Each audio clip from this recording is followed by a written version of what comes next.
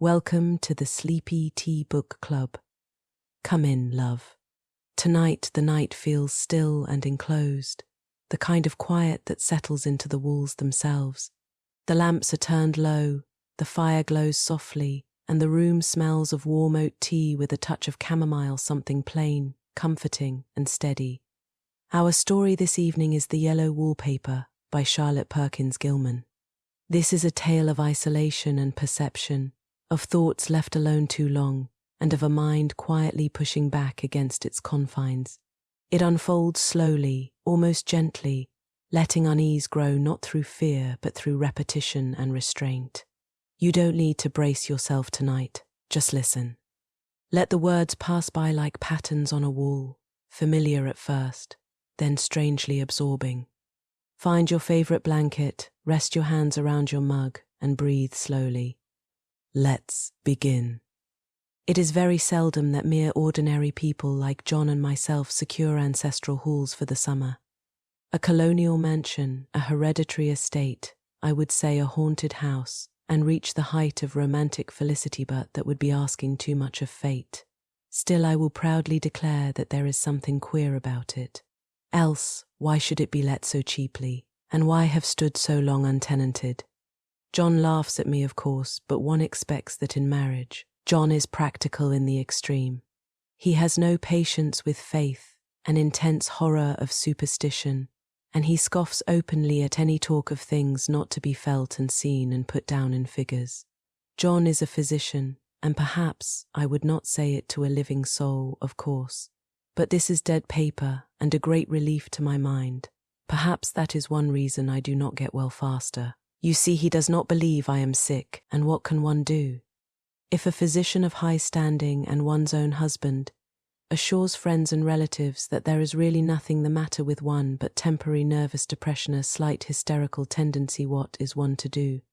My brother is also a physician and also of high standing, and he says the same thing.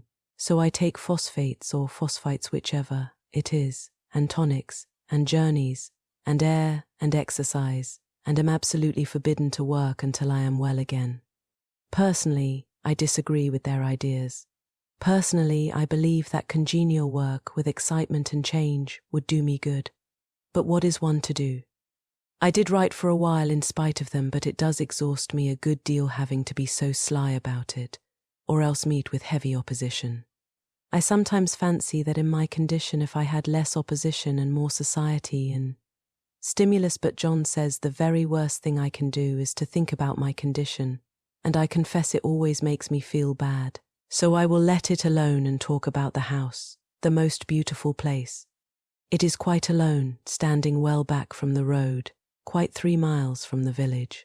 It makes me think of English places that you read about, for there are hedges and walls and gates that lock, and lots of separate little houses for the gardeners and people.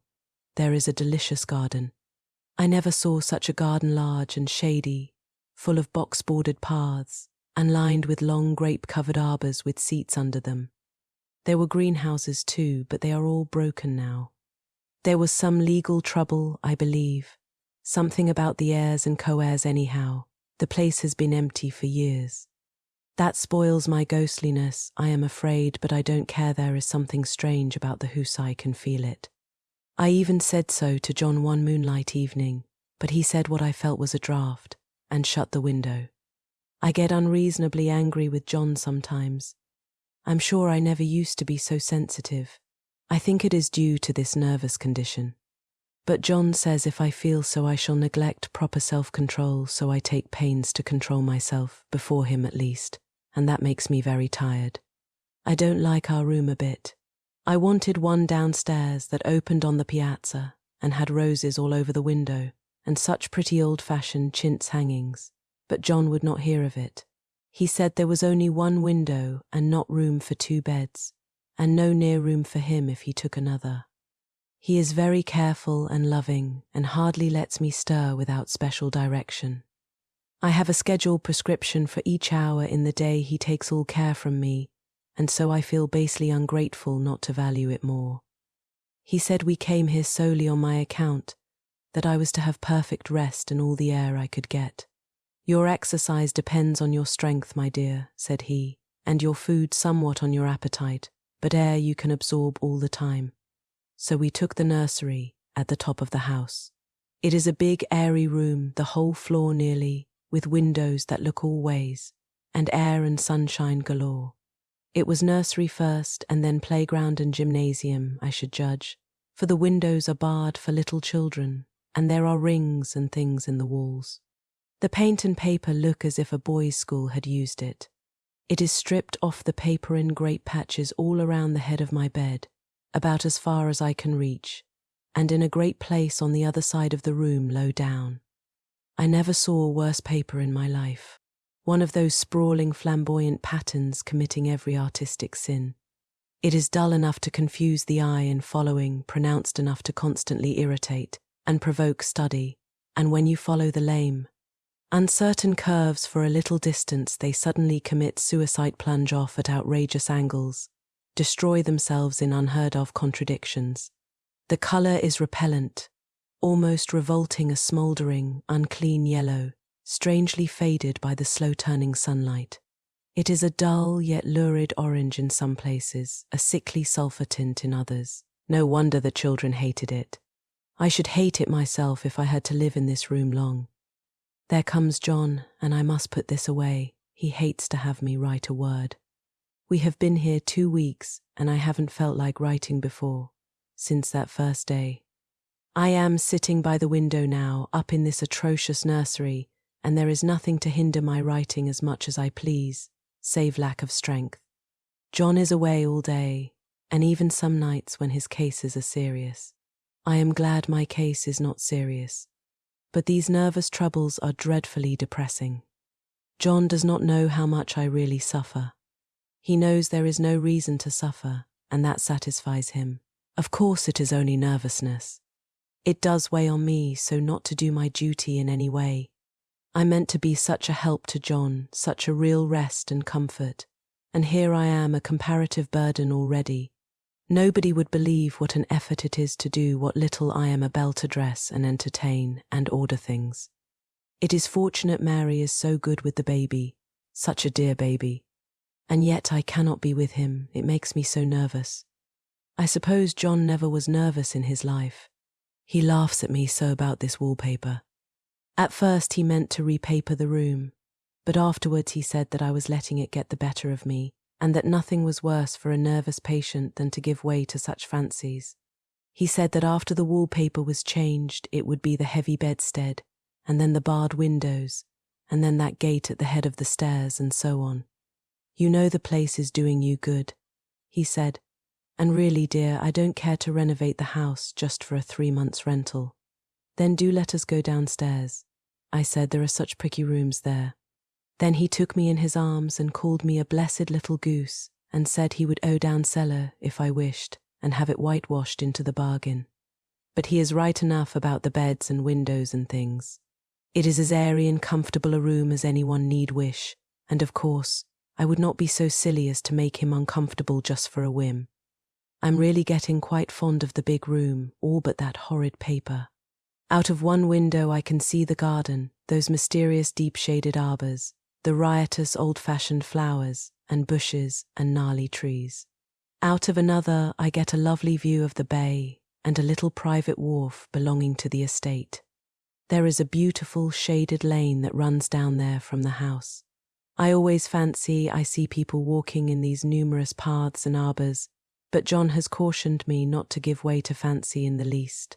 He says that with my imaginative power and habit of story-making, a nervous weakness like mine is sure to lead to all manner of excited fancies, and that I ought to use my will and good sense to check the tendency. So I try. I think sometimes that if I were only well enough to write a little, it would relieve the press of ideas and rest me. But I find I get pretty tired when I try. It is so discouraging not to have any advice and companionship about my work. When I get really well, John says we will ask Cousin Henry and Julia down for a long visit. But he says he would as soon put fireworks in my pillowcase as to let me have those stimulating people about now. I wish I could get well faster. But I must not think about that. This paper looks to me as if it knew what a vicious influence it had. There is a recurrent spot where the pattern lolls like a broken neck and two bulbous eyes stare at you upside down. I get positively angry with the impertinence of it and the everlastingness. Up and down and sideways they crawl, and those absurd, unblinking eyes are everywhere. There is one place where two breadths didn't match, and the eyes go all up and down the line, one a little higher than the other. I never saw so much expression in an inanimate thing before, and we all know how much expression they have. I used to lie awake as a child and get more entertainment and terror out of blank walls and plain furniture than most children could find in a toy store. I remember what a kindly wink the knobs of our big old bureau used to have, and there was one chair that always seemed like a strong friend. I used to feel that if any of the other things looked too fierce, I could always hop into that chair and be safe. The furniture in this room is no worse than inharmonious, however, for we had to bring it all from downstairs. I suppose when this was used as a playroom, they had to take the nursery things out, and no wonder. I never saw such ravages as the children have made here. The wallpaper, as I said before, is torn off in spots, and it sticketh closer than a brother. They must have had perseverance as well as hatred. Then the floor is scratched and gouged and splintered. The plaster itself is dug out here and there, and this great heavy bed, which is all we found in the room, looks as if it had been through the wars. But I don't mind it a bit, only the paper. There comes John's sister. Such a dear girl as she is, and so careful of me. I must not let her find me writing. She is a perfect and enthusiastic housekeeper and hopes for no better profession. I verily believe she thinks it is the writing which made me sick, but I can write when she is out and see her a long way off from these windows. There is one that commands the road, a lovely, shaded, winding road, and one that just looks off over the country. A lovely country too, full of great elms and velvet meadows. This wallpaper has a kind of sub-pattern in a different shade, a particularly irritating one, for you can only see it in certain lights, and not clearly then. But in the places where it isn't faded, and where the sun is just so, I can see a strange, provoking, formless sort of figure that seems to sulk about behind that silly and conspicuous front design. There's sister on the stairs. Well, the 4th of July is over. The people are gone and I am tired out. John thought it might do me good to see a little company, so we just had Mother and Nellie and the children down for a week. Of course I didn't do a thing. Jenny sees to everything now. But it tired me all the same. John says if I don't pick up faster, he shall send me to Weir Mitchell in the fall. But I don't want to go there at all. I had a friend who was in his hands once, and she says he is just like John and my brother, only more so. Besides, it is such an undertaking to go so far. I don't feel as if it was worthwhile to turn my hand over for anything, and I'm getting dreadfully fretful and querulous. I cry at nothing, and cry most of the time. Of course I don't when John is here, or anybody else, but when I am alone, and I am alone a good deal just now. John is kept in town very often by serious cases, and Jenny is good and lets me alone when I want her to. So I walk a little in the garden or down that lovely lane, sit on the porch under the roses, and lie down up here a good deal. I'm getting really fond of the room in spite of the wallpaper. Perhaps because of the wallpaper. It dwells in my mind so. I lie here on this great immovable bed. It is nailed down. I believe and follow that pattern about by the hour. It is as good as gymnastics, I assure you. I start, we'll say, at the bottom, down in the corner over there where it has not been touched, and I determine for the 1000th time that I will follow that pointless pattern to some sort of a conclusion. I know a little of the principle of design, and I know this thing was not arranged on any laws of radiation, or alternation, or repetition, or symmetry, or anything else that I ever heard of. It is repeated, of course, by the breadths, but not otherwise. Looked at in one way, each breadth stands alone. The bloated curves and flourishes are kind of debased Romanesque with delirium tremens go waddling up and down in isolated columns of fatuity. But, on the other hand, they connect diagonally, and the sprawling outlines run off in great slanting waves of optic horror, like a lot of wallowing seaweeds in full chase. The whole thing goes horizontally too, at least it seems so, and I exhaust myself in trying to distinguish the order of its going in that direction. They have used a horizontal breadth for a frieze, and that adds wonderfully to the confusion. There is one end of the room where it is almost intact, and there, when the crosslights fade and the low sun shines directly upon it, I can almost fancy radiation after all.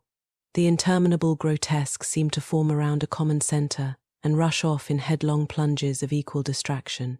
It makes me tired to follow it. I will take a nap, I guess. I don't know why I should write this. I don't want to. I don't feel able, and I know John would think it absurd. But I must say what I feel and think. In some way it is such a relief. But the effort is getting to be greater than the relief. Half the time now I am awfully lazy and lie down ever so much. John says I mustn't lose my strength and has me take cod liver oil and lots of tonics and things, to say nothing of ale and wine and rare meat. Dear John. He loves me very dearly and hates to have me sick.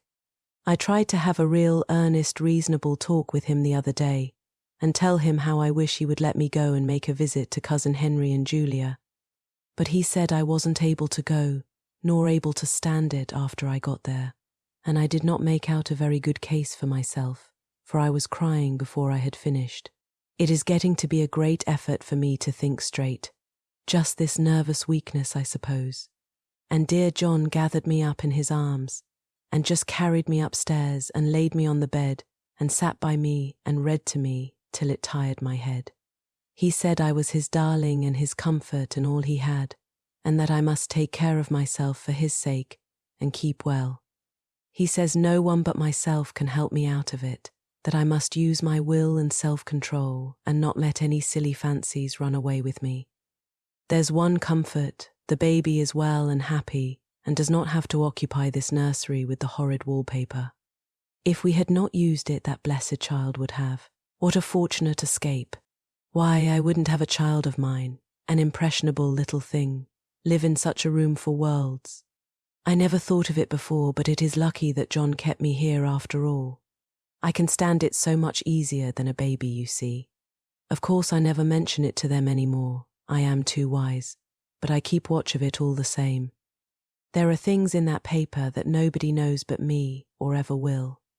Behind that outside pattern, the dim shapes get clearer every day. It is always the same shape, only very numerous. And it is like a woman stooping down and creeping about behind that pattern. I don't like it a bit. I begin to think I wish John would take me away from here. It is so hard to talk with John about my case, because he is so wise, and because he loves me so. But I tried it last night. It was moonlight. The moon shines in all around just as the sun does. I hate to see it sometimes. It creeps so slowly and always comes in by one window or another. John was asleep and I hated to waken him, so I kept still and watched the moonlight on that undulating wallpaper till I felt creepy. The faint figure behind seemed to shake the pattern just as if she wanted to get out. I got up softly and went to feel and see if the paper did move, and when I came back John was awake. "What is it, little girl?" he said. "Don't go walking about like that, you'll get cold." I thought it was a good time to talk, so I told him that I really was not gaining here, and that I wished he would take me away. "Why, darling," said he, "our lease will be up in 3 weeks, and I can't see how to leave before. The repairs are not done at home, and I cannot possibly leave town just now. Of course, if you were in any danger I could and would, but you really are better, dear. Whether you can see it or not, I am a doctor, dear, and I know. You are gaining flesh and colour. Your appetite is better. I feel really much easier about you. I don't weigh a bit more," said I, "nor as much. And my appetite may be better in the evening when you are here, but it is worse in the morning when you are away." "Bless her little heart," said he with a big hug. "She shall be as sick as she pleases. But now let's improve the shining hours by going to sleep, and talk about it in the morning, and you won't go away." I asked gloomily. "Why, how can I, dear? It is only 3 weeks more, and then we will take a nice little trip of a few days while Jenny is getting the house ready." "Really, dear, you are better in body perhaps," I began, and stopped short, for he sat up straight and looked at me with such a stern, reproachful look that I could not say another word. "My darling," said he, "I beg of you, for my sake and for our child's sake, as well as for your own, that you will never for one instant let that idea enter your mind. There is nothing so dangerous, so fascinating to a temperament like yours. It is a false and foolish fancy. Can you not trust me as a physician when I tell you so?" So of course I said no more on that score, and we went to sleep before long. He thought I was asleep first, but I wasn't. I lay there for hours trying to decide whether that front pattern and the back pattern really did move together or separately. On a pattern like this, by daylight, there is a lack of sequence, a defiance of law, that is a constant irritant to a normal mind. The color is hideous enough, and unreliable enough, and infuriating enough, but the pattern is torturing. You think you have mastered it, but just as you get well underway in following, it turns a back somersault and there you are. It slaps you in the face, knocks you down, and tramples upon you. It is like a bad dream. The outside pattern is a florid arabesque, reminding one of a fungus. If you can imagine a toadstool in joints, an interminable string of toadstools, budding and sprouting in endless convolutions, why, that is something like it. That is, sometimes. There is one marked peculiarity about this paper, a thing nobody seems to notice but myself, and that is that it changes as the light changes. When the sun shoots in through the east window, I always watch for that first long, straight ray. It changes so quickly that I never can quite believe it. That is why I watch it always. By moonlight the moon shines in all night. When there is a moon I wouldn't know it was the same paper. At night, in any kind of light, in twilight, candlelight, lamplight, and worst of all by moonlight, it becomes bars. The outside pattern, I mean, and the woman behind it is as plain as can be. I didn't realize for a long time what the thing was that showed behind, that dim sub-pattern, but now I am quite sure it is a woman. By daylight she is subdued, quiet. I fancy it is the pattern that keeps her so still. It is so puzzling. It keeps me quiet by the hour. I lie down ever so much now. John says it is good for me and to sleep all I can. Indeed, he started the habit by making me lie down for an hour after each meal. It is a very bad habit, I am convinced, for, you see, I don't sleep, and that cultivates deceit, for I don't tell them I'm awake. Oh no. The fact is, I am getting a little afraid of John. He seems very queer sometimes, and even Jenny has an inexplicable look. It strikes me occasionally, just as a scientific hypothesis, that perhaps it is the paper. I have watched John when he did not know I was looking, and come into the room suddenly on the most innocent excuses, and I've caught him several times looking at the paper, and Jenny too. I caught Jenny with her hand on it once. She didn't know I was in the room, and when I asked her in a very quiet voice, with the most restrained manner possible, what she was doing with the paper, she turned around as if she had been caught stealing, and looked quite angry, asked me why I should frighten her so. Then she said that the paper stained everything it touched, that she had found yellow smooches on all my clothes and John's, and she wished we would be more careful. Did not that sound innocent? But I know she was studying that pattern, and I am determined that nobody shall find it out but myself. Life is very much more exciting now than it used to be. You see, I have something more to expect, to look forward to watch. I really do eat better and am more quiet than I was. John is so pleased to see me improve. He laughed a little the other day and said I seemed to be flourishing in spite of my wallpaper. I turned it off with a laugh. I had no intention of telling him it was because of the wallpaper. He would make fun of me. He might even want to take me away. I don't want to leave now until I have found it out. There is a week more, and I think that will be enough. I'm feeling ever so much better. I don't sleep much at night, for it is so interesting to watch developments, but I sleep a good deal in the daytime. In the daytime it is tiresome and perplexing. There are always new shoots on the fungus, and new shades of yellow all over it. I cannot keep count of them, though I have tried conscientiously. It is the strangest yellow, that wallpaper. It makes me think of all the yellow things I ever saw, not beautiful ones like buttercups, but old, foul, bad yellow things. But there is something else about that paper, the smell. I noticed it the moment we came into the room, but with so much air and sun, it was not bad. Now we have had a week of fog and rain, and whether the windows are open or not, the smell is here. It creeps all over the house. I find it hovering in the dining room, skulking in the parlor, hiding in the hall, lying in wait for me on the stairs.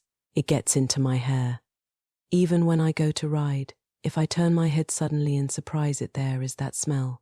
Such a peculiar odor too. I have spent hours in trying to analyze it, to find what it smelled like.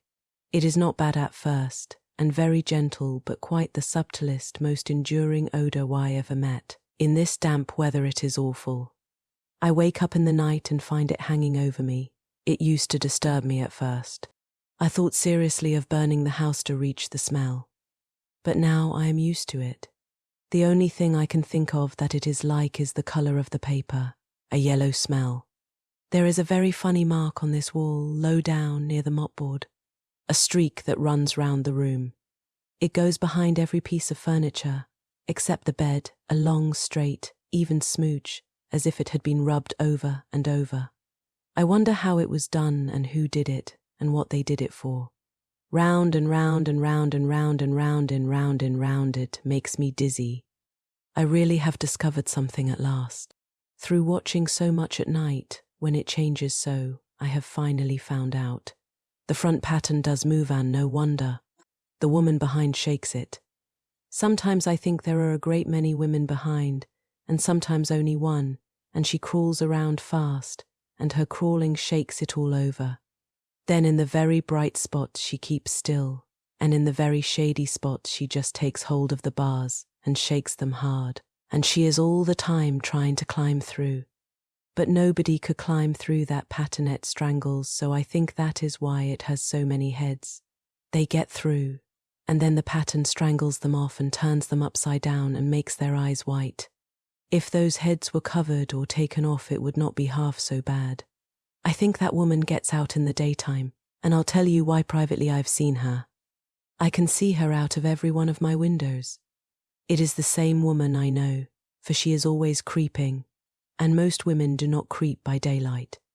I see her on that long shaded lane, creeping up and down. I see her in those dark grape arbors, creeping all around the garden. I see her on that long road under the trees, creeping along, and when a carriage comes she hides under the blackberry vines. I don't blame her a bit. It must be very humiliating to be caught creeping by daylight. I always lock the door when I creep by daylight. I can't do it at night, for I know John would suspect something at once. And John is so queer now that I don't want to irritate him. I wish he would take another room. Besides, I don't want anybody to get that woman out at night but myself.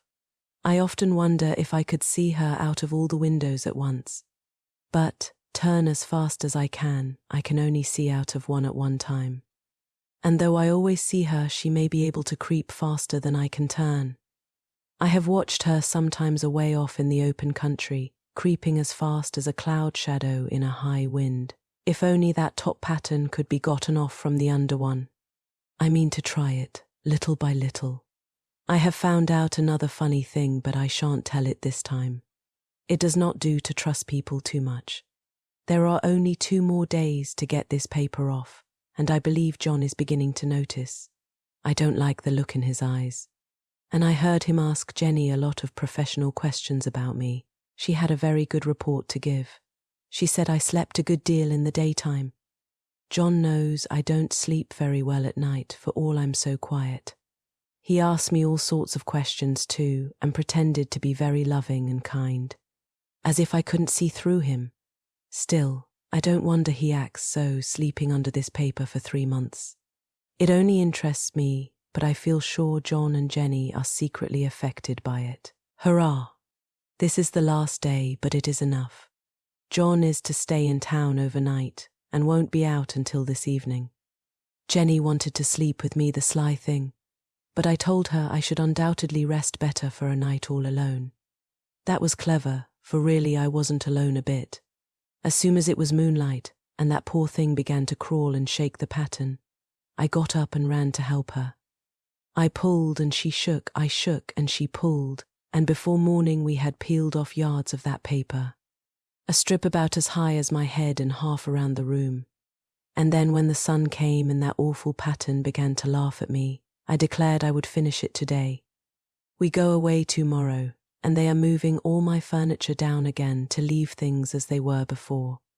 Jenny looked at the wall in amazement, but I told her merrily that I did it out of pure spite at the vicious thing. She laughed and said she wouldn't mind doing it herself, but I must not get tired. How she betrayed herself that time. But I am here, and no person touches this paper but me not alive. She tried to get me out of the room, it was too patent. But I said it was so quiet and empty and clean now that I believed I would lie down again and sleep all I could, and not to wake me, even for dinner I would call when I woke. So now she is gone, and the servants are gone, and the things are gone, and there is nothing left but that grey bedstead nailed down, with the canvas mattress we found on it. We shall sleep downstairs tonight, and take the boat home tomorrow. I quite enjoy the room now it is bare again. How those children did tear about here. This bedstead is fairly gnawed, but I must get to work. I have locked the door and thrown the key down into the front path. I don't want to go out, and I don't want to have anybody come in till John comes. I want to astonish him. I've got a rope up here that even Jenny did not find. If that woman does get out and tries to get away, I can tie her. But I forgot I could not reach far without anything to stand on. This bed will not move. I tried to lift and push it until I was lame, and then I got so angry I bit off a little piece at one corner, but it hurt my teeth. Then I peeled off all the paper I could reach standing on the floor. It sticks horribly, and the pattern just enjoys it. All those strangled heads and bulbous eyes and waddling fungus growths just shriek with derision. I am getting angry enough to do something desperate. To jump out of the window would be admirable exercise, but the bars are too strong even to try. Besides, I wouldn't do it. Of course not. I know well enough that a step like that is improper and might be misconstrued. I don't like to look out of the windows even. There are so many of those creeping women, and they creep so fast. I wonder if they all come out of that wallpaper as I did. But I am securely fastened now by my well-hidden rope. You don't get me out in the road there. I suppose I shall have to get back behind the pattern when it comes night, and that is hard. It is so pleasant to be out in this great room and creep around as I please. I don't want to go outside. I won't, even if Jenny asks me to. For outside you have to creep on the ground, and everything is green instead of yellow. But here I can creep smoothly on the floor, and my shoulder just fits in that long smooch around the wall, so I cannot lose my way. Why, there's John at the door.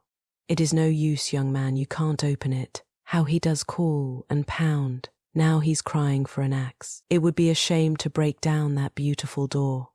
John dear, said I in the gentlest voice, the key is down by the front steps, under a plantain leaf. That silenced him for a few moments. Then he said very quietly indeed, open the door, my darling. I can't, said I. The key is down by the front door, under a plantain leaf.